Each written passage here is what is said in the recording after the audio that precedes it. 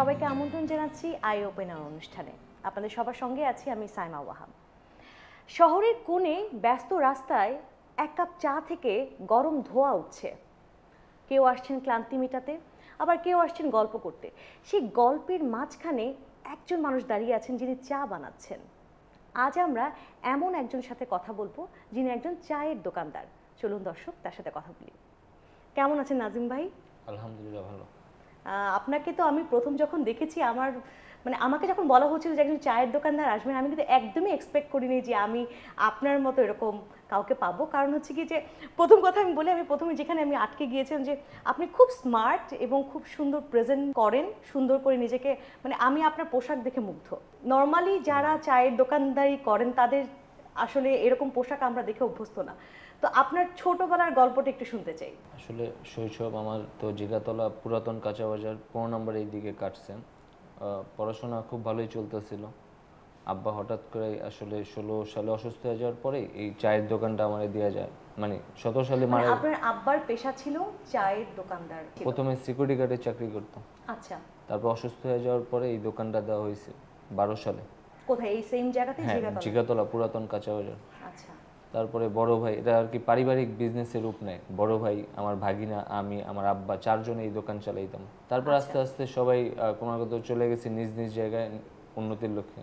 বড় ভাই অন্য কাজ করে, ভাগিনাও সেরে গেছে। তারপর তো একাই হাল ধরছি 15 সাল থেকে। আপনার আব্বার দোকানটা এখন আপনিই দেখছেন? হ্যাঁ, 15 সাল থেকে একাই। ছোটবেলাটা আপনার শুরু হওয়ার আগেই চায়ের দোকানে বসে গেছেন এমন কিছু? না, পড়াশোনা চলতেছিল। ক্লাস 10 পর্যন্ত পড়াশোনা করছি রায়ের বাজার হাই স্কুল। তারপরে হঠাৎ এসএসসি ফেল করার কারণেই আমার বসে যাওয়া এই কাজে। আপনার আব্বা বলছে যে তুমি পড়াশোনা তোমাকে দিয়ে হবে না, পড়াশোনা হবে না, তুমি এরকমও বলেনি। আসলে আমি ওই সময় দেখছি ফ্যামিলি ক্রাইসিস, আমি ফ্যামিলির ডিপেন্ড হয়ে দাঁড়ায় যাই, যে নিজে একটু শ্রম দিয়ে যদি হেল্প করা যায় তাকে পাশে দাঁড়ানো যায়। তারপরে আমার ডিসিশন ফাইনাল হয়ে গেল যে আমি চাই বিক্রি করব। যত যাই আসুক, ঝড় তুফান যা আছে, এই দোকান দিয়ে। ঝড় তুফান বলতে আমি কিন্তু আপনাকে আরেকটা কথা জিজ্ঞেস করি যে আপনার বন্ধু বান্ধব যারা ছিলেন তারা তো নিশ্চয়ই সবাই চায়ের দোকানের যাওয়ার মতো কেউ না। আপনি কিন্তু যেটা দেখালেন যে আপনি খুব আন্তরিকভাবে কাজটা শুরু করে ফেলেছেন এবং আপনার কাছে মনে হচ্ছে না খেটে খাবো, মানে হচ্ছে গিয়ে যে ভালো করে আমি তো সব পথেই খেটে খাচ্ছি। সৎ পথে খাওয়া কাজ তো ছোট বড় হয় না। ভাবলাম যে এই পেশাই কেন আমি বাইছা নিই না, পরে এটাই বাইছা নিচ্ছি, এটাই আমার জীবনে এখন লাইফ লাইন। তো প্রথম যখন আপনি ধরেন চা বানালেন সেই অভিজ্ঞতাটা একটু আমাদের সাথে শেয়ার করেন। অভিজ্ঞতা হয়েছিল আর কি আমার বড় ভাইয়ের হাত ধরে। আমি চা বানাইতে পারতাম না। প্রথম আমার বড় ভাই অনেক ধরনের চা আমার শিখাই দিয়ে গেছে। তারপরে আসলে প্রথম ভয় লাগতো চাটা আসলে ভালো হয়েছে কিনা, পাবলিক খায় আনন্দ পাবে, মজা পাবে কিনা। আপনার ভাইয়ের কাছ থেকে আপনি প্রথম শেখা যে কিভাবে চা বানাতে হয়, একটু রেসিপিটা আমাকে বলবেন? কি চা?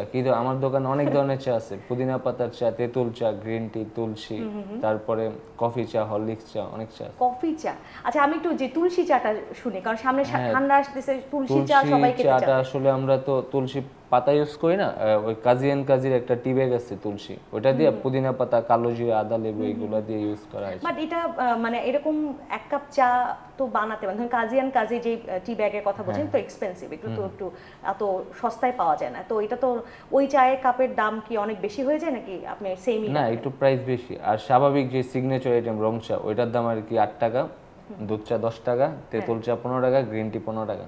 আচ্ছা, তেঁতুল চা আমি কখনো খাইনি। তেঁতুল চাটাকে আগেই জাল দিয়ে বানান মানে কি? না, এটা ইনস্ট্যান্ট মেক করতে হয়। কারণ প্রথমে আপনি গরম পানি, তেঁতুল, বিট লবণ, চিনি এগুলোর সাথে লিকার মিক্স করে কিছুক্ষণ নাড়াচাড়া করলে অনেক সুস্বাদু একটা টক ঝাল মিষ্টি। আমি মনে হয় সামনে যে আপনার শীত আসছে এরকম সময় আমি এরকম এক্সপেরিমেন্ট করার চেষ্টা করি। শীতে তো অনেকে ওই যে নাগা চিলিস দিয়েও খাই চাটা। নাগা চিলিস? হ্যাঁ।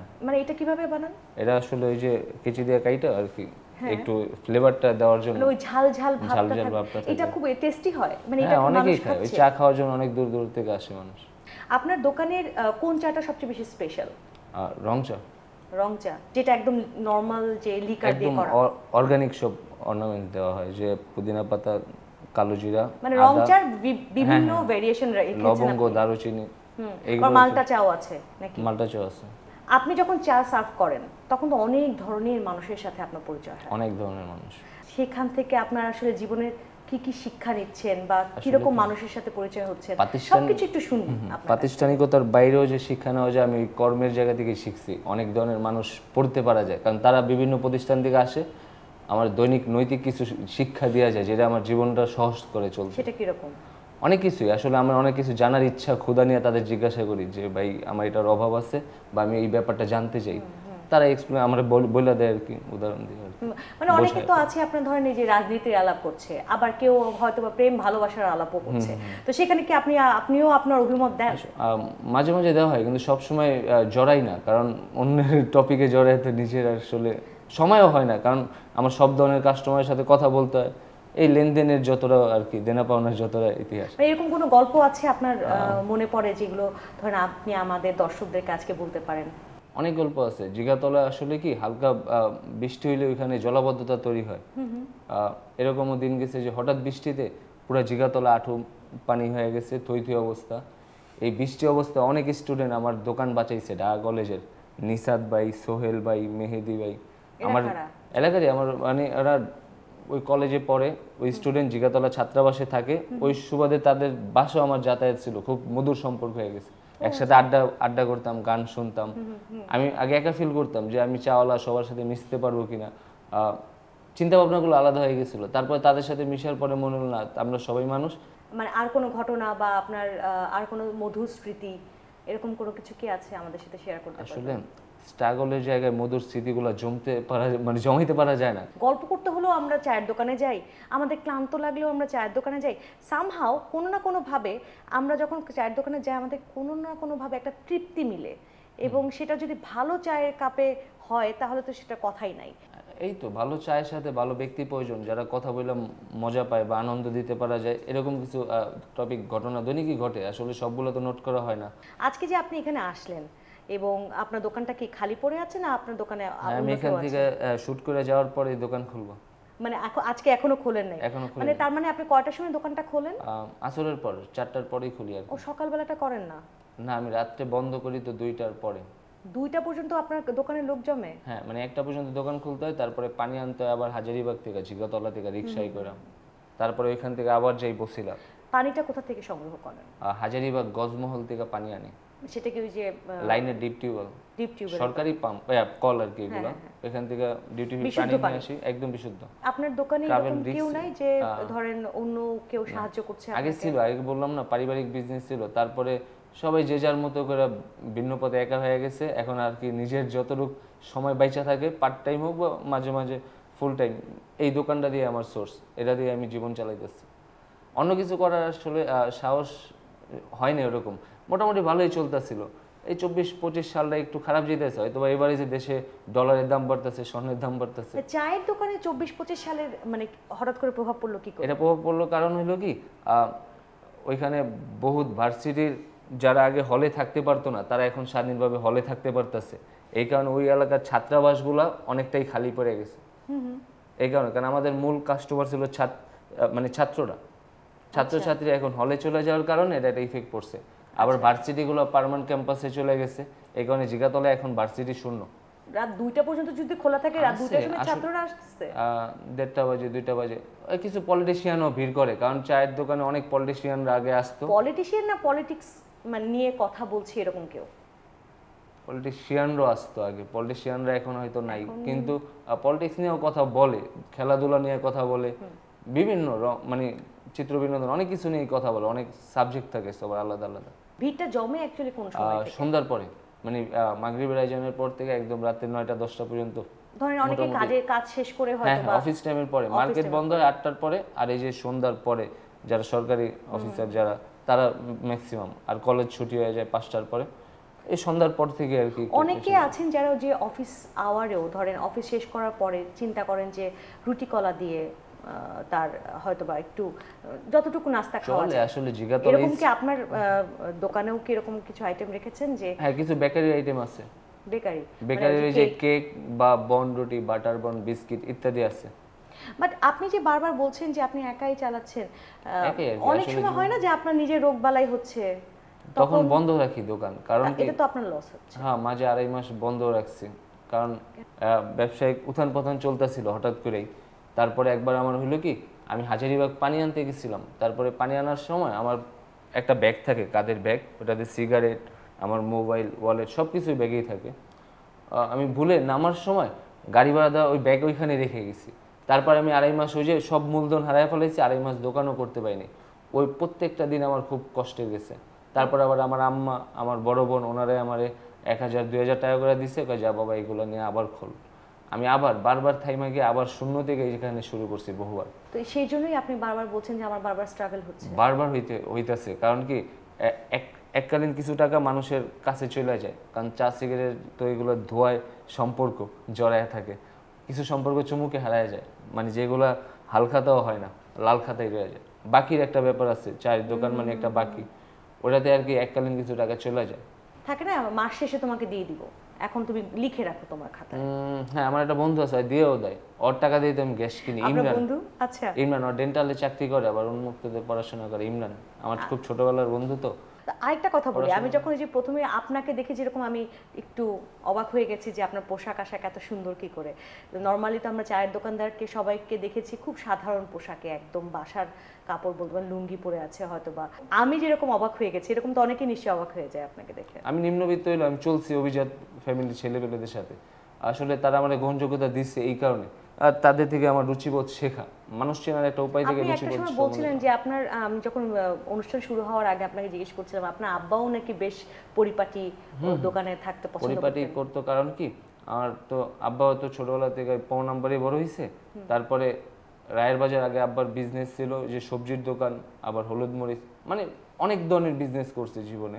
ওই সময় আর কি অনেক খরচ করতো, মানে পোশাক আশাকে, আংটি পরতো, ঘড়ি পরতো, মানে এরকম ব্রেসলেট। আমি আবার এইসব পরি না, আমার কাছে ওয়েট লাগে, এই কারণে আমি হাতে কিছু দিই না। মানে ব্রেসলেট পরতে আপনাকে মাঝে মাঝে ইচ্ছাও করে? না, আমি কাছে ঘড়িও আছে, ব্যাগে রেখে দিই। মানে ঘড়ি পরেন না ঘড়িও কেন? পরি না এখন, কারণ আমি মনে করি যে কিছু একটা থাকা উচিত না হাতে, আমি ঘড়ি পরি না। আচ্ছা, অভ্যাস নেই আর কি। আপনার দোকানে যখন কেউ আসে এই যে নাজিম ভাই বলে ডাক দেয়, মানে আপনার তখন সেরকম কেমন লাগে? যে ভালোই লাগে খুব, মনে হয় যে খুব আন্তরিকতার একটা স্বর। নাজিম ভাই এরা খুব আপন একটা শব্দ, যে আসলে খুব সহজেই তাদের সাথে মিশা যায়, যে মনে হয় আমার নিজের ভাই ওরা, এরকম লাগে। এই কারণে ওরকম মাঝে মাঝে যে আমি একটু মাঝে মাঝে মনোবলও যোগাই, কারণ অনেক রকমের সমস্যা হয় আমার কাছে শেয়ার করে ওরা, যে ভাই রেজাল্ট খারাপ করছি এটা সেটা। আমি আরও কঠোরভাবে গার্ডিয়ানের মতো ওদের বলি যে পড়াশোনায় আরও মনোযোগ দাও, বা আরও পড়তে হবে, নিজেরে করতে হবে, এরকম কিছু টিপস দিই। আপনি যে টিপস দিচ্ছেন, কিন্তু আপনি যখন ধরেন পড়াশোনা শেষ করে ফেলেন এবং আবার নিজের পায়ে দাঁড়ালেন, অনেকেই আছে কিন্তু যে কাজের ফাঁকে ফাঁকে পড়াশোনা করা, সেটা কি আমারটা আপনার? আপা হয় নাই, কারণ কি আমার যে অবস্থানটা আর কি, আসলে পড়ার আমি চেষ্টাই করিনি। প্রত্যেকটা মানুষের একটা কর্ম দরকার হয়, যেটার কারণে সে মৃত্যুর একদিন পর্যন্ত সৎ থাকতে পারে। উপার্জনের মাধ্যমটা যদি সৎ হয়, আমার মনে হয় যে একটা কাজে জীবন পার করে দেওয়া সম্ভব। এই কারণে এখানে যত ঝড় তুফান, যত স্ট্রাগল, যত কিছু যাই হোক, সহ্য করার ক্ষমতা আল্লাহ দিছে, নাহলে ব্যবসা করা যেত না। এই জন্যই আপনি ধরেন স্বল্প একটা পুঁজি। পেশাতেই নিজেকে আটকে রেখেছেন, মানায় নিতেছি, যেহেতু চাওয়ালা একবার হয়ে গেছি, আর অন্য পেশায় যদি নেই মানায় নিতে পারবো না। বা কখনো ইচ্ছা করে নাই? ইচ্ছা অনেক কিছুই করছিল। আমি আগে সাইকেল চালাতে পারতাম, বহুত ভালো সাইকেল, ক্রিকেটও খেলতাম।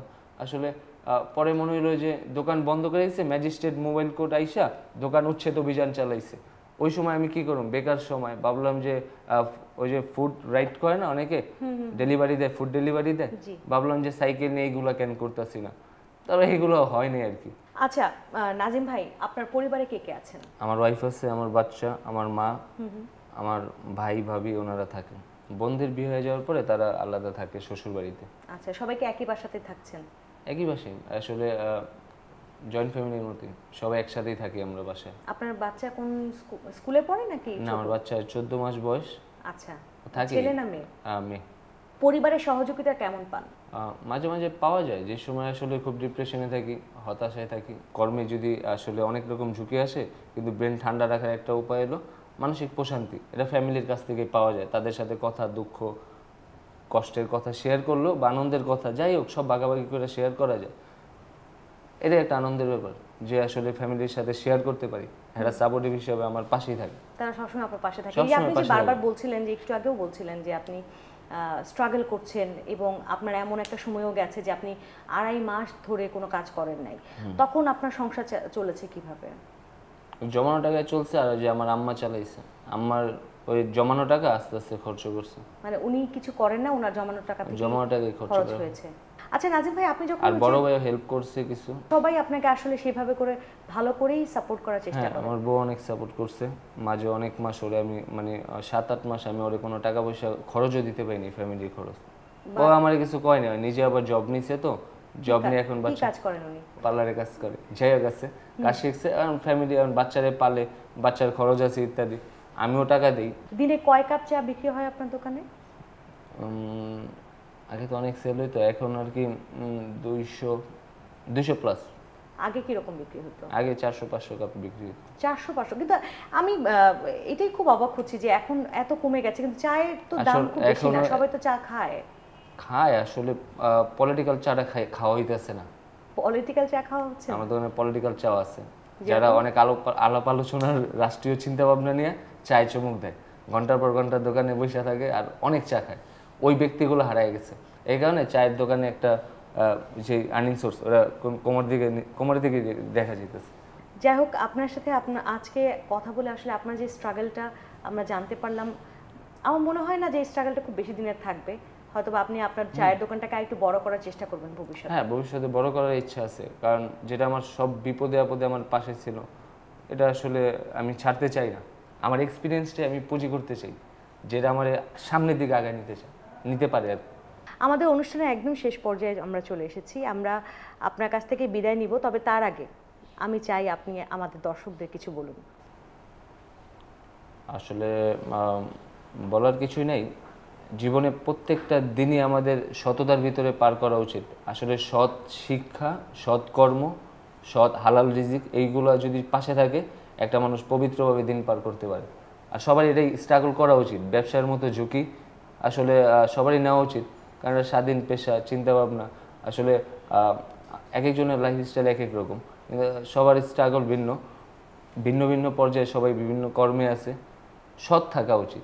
সৎ থেকে যে কোনো কাজ করলেই সেটা সাকসেস পাওয়া যায়, সফলতা, এবং দিন শেষে যে এই যে একটা শান্তি, সৎ থাকার একটা শান্তি, এটা মনে হয় অন্য কোনো কিছু। হ্যাঁ, এটার ভাগ কাউরে দিতে পারবে না, সততার ভাগ, এটা একটা পরম তৃপ্তি, এটা আপনার কাউরে শেয়ার দিতে পারবে না পৃথিবীতে, কারণ এটা একমাত্র নিজের অর্জন। আপনাকে অসংখ্য ধন্যবাদ আমাদের অনুষ্ঠানে আসবার জন্য। আপনাকে ধন্যবাদ। প্রিয় দর্শক, এইভাবেই শেষ করছি আমাদের আজকের অনুষ্ঠান। আগামী পর্বে আবারও দেখা হবে। সবাই ভালো থাকবেন, সেই পর্যন্ত।